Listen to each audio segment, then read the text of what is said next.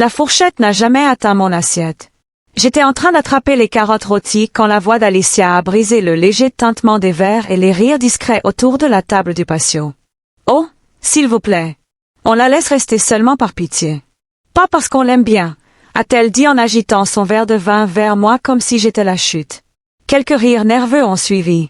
Son mari, Brad, a eu un de ces rires mitigés que font les hommes quand ils ne savent pas si quelque chose est drôle ou cruel. Personne ne m'a regardé. Même les voisins pour qui j'avais préparé des gâteaux pour arroser les plantes lors de leur voyage n'ont pas regardé leurs enfants jouer dans ce même jardin. Je suis restée complètement immobile. Une pince à salade à la main. Le sourire figé là où il était quelques secondes plus tôt. Le problème avec l'humiliation, c'est qu'elle ne vient pas d'un coup. Elle s'infiltre lentement et silencieusement à travers les espaces laissés par ceux qui auraient dû parler mais ne l'ont pas fait. J'ai regardé Alicia de l'autre côté de la table. Son visage était radieux sous le soleil de l'après-midi, ses yeux brillants, sans la moindre trace de gêne. Elle ne voulait pas me faire une lapsus. C'était la blague. Ce n'était même pas un secret. Je me suis adossée à ma chaise, sentant la chaleur me monter à la gorge. Je n'étais pas en colère. Pas encore. J'ai été surprise, comme si quelqu'un avait ouvert une fenêtre dans une pièce dont j'ignorais l'existence. Personne n'en a plus parlé. La conversation a dévié sur les prix de l'immobilier, un nouveau studio de yoga, la ligue de fantasy football de Brad. J'ai passé le pain quand on me l'a demandé.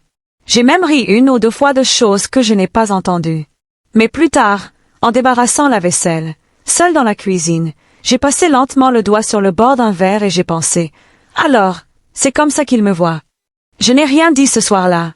Ni à Alicia, ni à Brad, ni aux enfants. Mais j'ai remarqué que l'air dans cette maison semblait plus rare que la veille. Je me réveille avant tout le monde.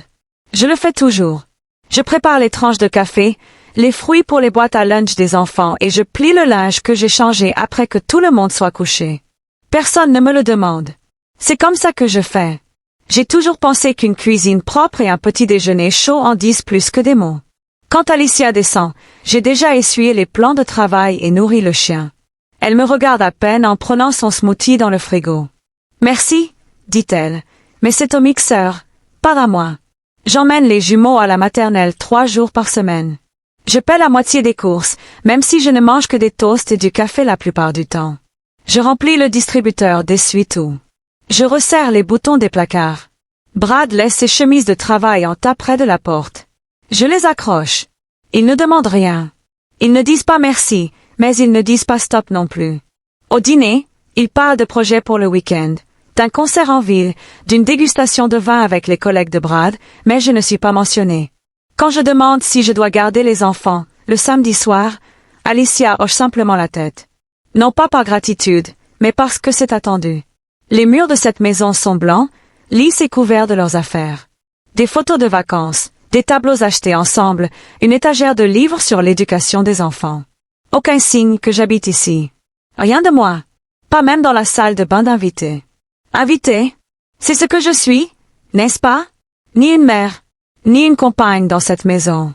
Juste quelqu'un qui remplit le réfrigérateur et plie les serviettes, et qui prend trop de place dans le garage. Quand j'essaie de suggérer de déplacer le canapé pour faire de la place, Brad dit, « On va rester comme ça. » Puis il rallume la télévision. J'acquiesce. Et plus tard ce soir-là, en récurant une casserole que personne d'autre n'a proposé de laver, je me dis que ce n'est pas une maison où je vis. C'est une maison autour de laquelle je tourne. C'est là que je me suis souvenu de l'appel. Celui qui a tout changé. Tout a commencé par un coup de fil. Alicia pleurait. Vraiment. Pas le genre de pleurs qu'elle faisait quand elle voulait quelque chose. Les jumeaux étaient de nouveau malades. Brad travaillait tard. Le prêt immobilier venait d'augmenter.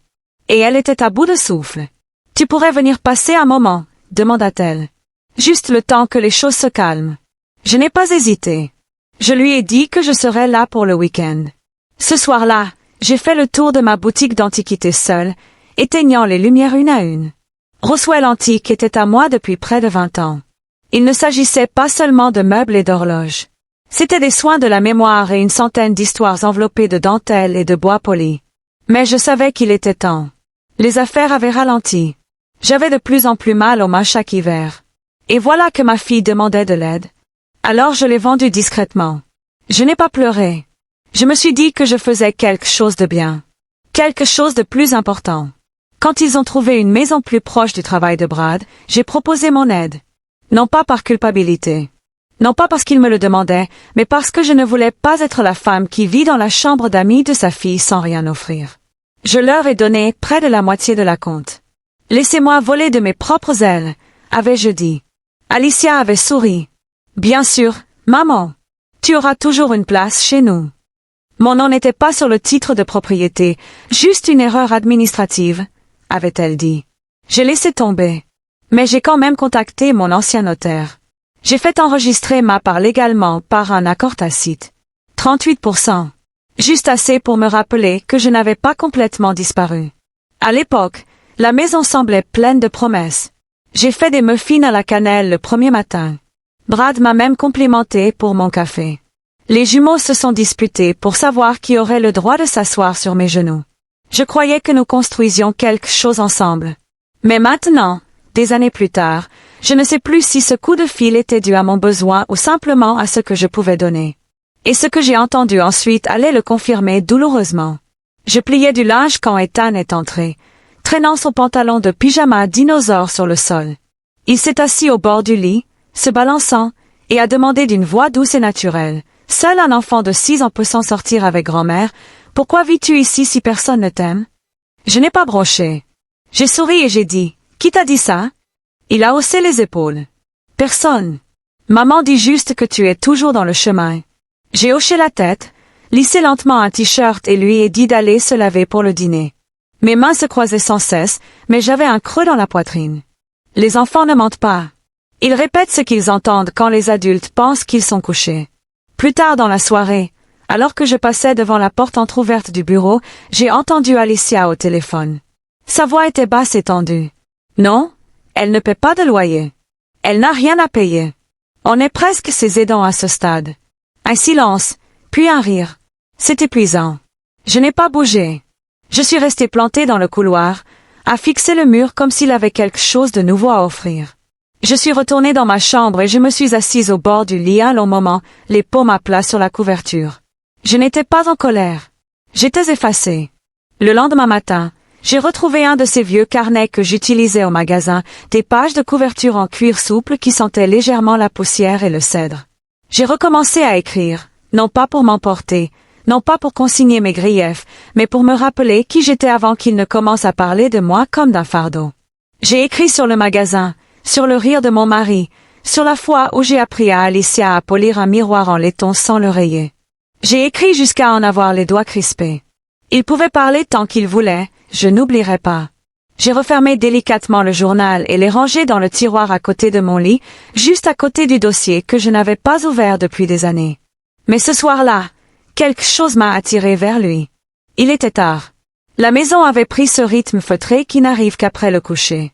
Des pas légers, le ronronnement d'un lave-vaisselle dans le noir, le tintement lointain d'un verre dans la cuisine.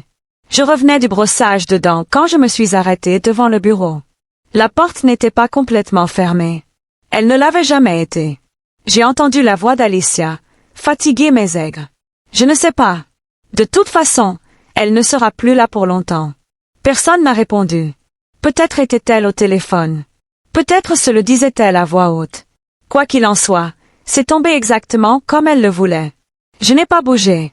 Je n'ai pas halté. Je n'ai pas pleuré. Je n'ai pas frappé à la porte comme dans une scène de théâtre. Je me suis simplement retournée et j'ai traversé le couloir. Lentement, comme si je me demandais encore si je l'avais bien entendu, mais ce n'était pas le cas. De retour dans ma chambre, je me suis dirigée vers le tiroir que je gardais toujours fermé à clé. Celui dont personne ne me posait jamais de questions, car personne ne se souciait de ce que je gardais. Je l'ai ouvert, j'ai sorti les dossiers et je me suis assise à mon bureau. J'ai d'abord déplié l'acte de propriété. Mon nom, clairement inscrit, juste en dessous du leur, 38% des parts. Classé, vérifié, signé il y a des années, quand je croyais encore qu'il s'agissait d'une vie partagée, pas d'un toit partagé. Viennent ensuite les documents bancaires. Le compte que j'avais ouvert avec la vente de ma boutique. Celui dont Alicia n'avait jamais posé de questions. Elle supposait simplement qu'il avait été utilisé ou oublié. Mais je n'y avais jamais touché la plupart, au cas où. Ils avaient passé des années à faire comme si j'avais de la chance d'être là, comme si je leur devais réconfort, complaisance, silence. Mais pendant tout ce temps, j'avais quelque chose qu'ils avaient oublié. La preuve. La preuve que je n'avais pas été passive, que je ne leur avais pas tout donné sans réfléchir, que même amoureuse, je m'étais ménagé une porte de sortie. J'ai glissé les dossiers dans le tiroir, je les refermai délicatement et je suis restée assise un long moment, les mains sur les genoux, le souffle court. Au matin, j'ai appelé quelqu'un à qui je n'avais pas parlé depuis des années. Le bureau était exactement comme dans mes souvenirs, propre, frais, et sentant légèrement l'huile essentielle de citron et le papier. Madame Dorsey n'avait pas beaucoup changé non plus. Ses cheveux étaient plus gris, ses lunettes plus épaisses, mais sa voix avait toujours ce ton calme et posé qui incitait les gens à se pencher vers elle lorsqu'elle parlait. « Tu es prête, Lynette ?» demanda-t-elle, les mains jointes sur le dossier que j'avais apporté. J'ai hoché la tête. Je suis prête depuis plus longtemps que je ne le pensais. Nous avons tout passé en revue. Les relevés de compte, le fonds fiduciaire que j'avais discrètement ouvert après la vente du magasin. Le plan était simple. Ouvrir un compte bancaire privé à mon nom, n'y transférer que le solde des factures du ménage commun et établir un calendrier de retrait qui m'assurerait de ne pas me mettre en danger en partant, car je partirais. Cette partie ne me semblait plus une question. À midi, les papiers étaient signés. Mademoiselle Dorsey glissa une épaisse enveloppe sur le bureau. « Garde ça près de toi. Et s'ils refusent, ne t'explique pas. Donne-leur ça et va-t'en. » Je l'ai mis dans mon sac sans brocher. Ce soir-là, j'ai préparé mon poulet au citron habituel. Alicia a dit qu'il était sec. Brad n'a pas levé les yeux de son téléphone. Les jumeaux se sont disputés pour savoir qui aurait la tasse bleue. J'ai souri. J'ai passé les petits pois. J'ai demandé comment s'était passée leur journée, mais quelque chose avait changé. Chaque petit geste me semblait une guérison, comme si je me remettais en pièces. J'ai débarrassé la table et j'ai considéré cela comme une force. J'ai plié le linge et j'ai vu cela comme une conclusion. J'ai rangé le tiroir à bric-à-brac et je me suis dit, ce sera la dernière fois que je ferai ça pour eux. Personne n'a remarqué le changement. Pas même quand j'ai commencé à faire de plus longues promenades ou à remettre mes affaires du placard du couloir dans ma chambre. Ils ont juste pensé que je me fondais à nouveau dans le décor. Mais non, je me préparais. Et la veille de mon départ, j'ai écrit le mot qu'ils trouveraient sur la table de la cuisine. Je me suis réveillée avant que le ciel ne change. Le monde extérieur était encore sombre, toujours silencieux. Pas de circulation, pas de voix, pas de petits pas dans le couloir. J'avais l'impression que la maison retenait son souffle. J'ai préparé mon café exactement comme je l'aimais. Une dose trop forte, sans sucre. Le chien est arrivé du vestiaire et s'est assis à côté de moi, pendant que je beurrais une tartine.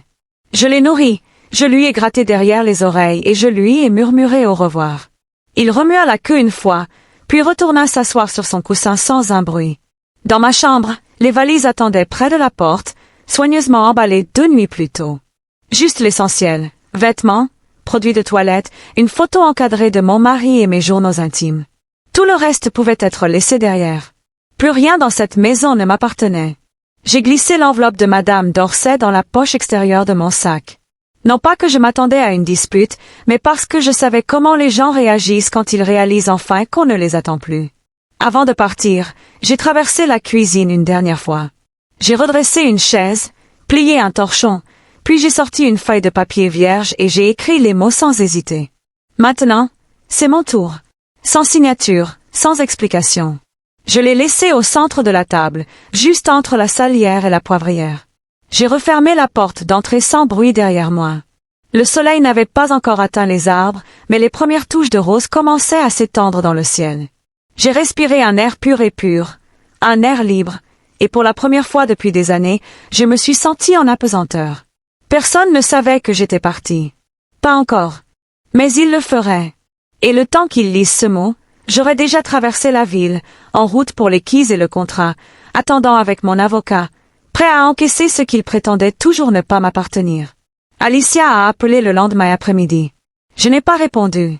1 heure plus tard, elle m'a envoyé un texto. « Maman, tu es allée quelque part? On a trouvé ton mot. » « Ça va. » J'ai retourné le téléphone et laissé l'écran s'éteindre. Au coucher du soleil, les messages ont changé de ton.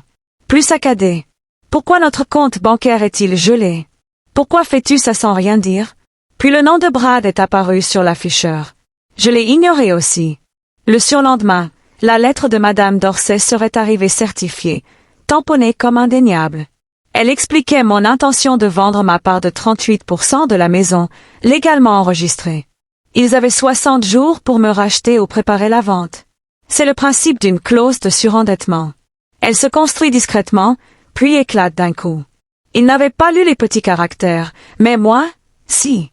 J'imaginais Alicia arpentant la cuisine, l'enveloppe d'une main, mon mot de l'autre, à la recherche d'une version de moi qui ne ferait pas une chose pareille. Mais cette version était celle qu'ils avaient lentement effacée. Morceau par morceau, repas après repas, silence après silence. Et maintenant, ils allaient devoir faire face aux chiffres. Le prêt immobilier était serré, même avec mon aide. Sans cela, ils ne pouvaient pas faire face au paiement. Pas avec les commissions inégales de Brad et les horaires à temps partiel d'Alicia. Ils avaient vécu comme si la maison était à eux seuls.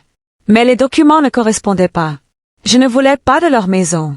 Je ne voulais pas de vengeance. Je voulais juste la partie de moi que j'avais laissée dans leur couloir, repliée sous des serviettes propres et des dîners silencieux. Le dernier SMS que j'ai ouvert était d'Alicia ce soir-là. Juste 4 mots. Il faut qu'on parle. Je les regardais fixement, puis j'ai éteint mon téléphone. Je ne leur devais rien. Plus maintenant. Ce soir-là, debout à la fenêtre de mon nouvel appartement, je regardais les phares s'étendre sur la crête, et je me suis enfin laissé aller à imaginer une vie où je n'aurais pas besoin de demander la permission pour être vue. Le premier matin dans mon nouveau chez-moi, je n'ai pas mis de réveil. J'ai laissé la lumière douce et dorée me réveiller, se répandant sur le parquet et à travers les fins rideaux blancs que j'avais moi-même choisis. Pas de voix, pas de pas au-dessus de ma tête. Juste le souffle silencieux de l'espace qui était à moi seul. Mon appartement n'est pas grand, mais c'est suffisant. 2 chambres, une pour moi, une pour les choses auxquelles je m'étais accrochée, mes livres, la veste de mon mari, un vase que j'avais enveloppé dans 3 serviettes pendant le déménagement, même s'il n'avait de valeur qu'à mes yeux. La vue donne sur les Blue Ridge Mountains. Chaque soir, le ciel se transforme en feu, et je m'assois avec une tasse de café et laisse le silence envahir les lieux où l'amertume s'installait autrefois. Je ne pense pas à ce qu'ils font à la maison. Je ne me demande pas s'il m'en manque. Je sais ce qui leur manque, et ce n'était pas moi. J'ai rejoint un club de lecture à la bibliothèque. Ils se réunissent le jeudi et apportent des biscuits faits maison, non achetés. J'ai rouvert un petit stand vintage au marché du samedi, juste une table et quelques pièces. J'avais conservé celles qui portent encore des histoires. Une femme est revenue 3 semaines de suite juste pour savoir d'où venaient les objets. Elle m'a dit, « Vous êtes doué pour ça », et je l'ai cru. Maintenant, les gens prononcent mon nom. Ils me regardent dans les yeux quand je parle. Ils me demandent ce que je pense des livres, de la vie, de la meilleure façon de nettoyer le vieux laiton sans rayer la finition. Je dis ce que je veux. Je vais où je veux. Personne n'attend pour lever les yeux au ciel ou pour me chasser d'un soupir. C'est une petite vie, mais elle est solide. La mienne. Et puis un soir, alors que le soleil baissait et projetait de longues ombres dorées sur mon salon, le téléphone a sonné à nouveau. Cette fois, j'ai décroché. La voix à l'autre bout du fil était faible, comme si elle avait déjà perdu son orgueil. Maman Alicia dit, « On essaie de comprendre. On ne peut pas payer le prochain prêt sans toi. » Je ne voulais pas en arriver là, mais on a besoin d'aide. Pas de regrets. Pas même de surprise. Juste besoin de ce fil conducteur qu'elle tirait toujours quand elle voulait quelque chose. Pas d'amour, pas de présence, juste de l'utilité. J'ai laissé le silence s'étirer. Laissa-la s'y asseoir. Elle recommença, remplissant l'espace. La commission de Brad est tombée à l'eau. Les enfants demandent où tu es passé. Et je sais que la tension est montée, mais on peut juste en parler? J'entendais des bruits de ferraille en arrière-plan, une porte qui claquait, un enfant qui pleurait. Je ne me sentais pas cruelle. Je ne me sentais pas puissante. J'avais une impression de clarté. Tu avais une mère, dis-je. Tu as choisi une servante. Je ne serai plus ni l'une ni l'autre. Il n'y eut pas de halètement, juste une respiration, juste le silence. Puis la ligne se raccrocha et je raccrochai avant qu'elle ne se replonge dans la dispute ou la culpabilité. Je posai le téléphone sur le comptoir et sortis. L'air du soir était frais sur ma peau. Les planches du porche craquaient doucement sous mes pieds. Je m'appuyai contre la balustrade, encore chaude dans ma main, et regardai le ciel se fondre dans de doux tons violets et pêches. Les montagnes se tenaient immobiles au loin, impassible face aux tempêtes que les gens déclenchaient en contrebas. J'inspirais. Personne n'avait besoin de moi ici. Personne ne me regardait à travers, ne parlait à ma place, ne mesurait ma valeur en faveur. Ce Porsche, cette vue, ce souffle m'appartenait. Je n'avais aucune intention de retourner. Ni à la maison, ni au silence, ni à l'endroit où j'avais été lentement effacé, une corvée après l'autre. À l'intérieur, mon horloge vintage tic-taquait doucement sur la cheminée. Je n'avais nulle part où aller, rien à prouver, personne à qui m'expliquer, juste le monde devant moi. Et enfin, un espace où vivre.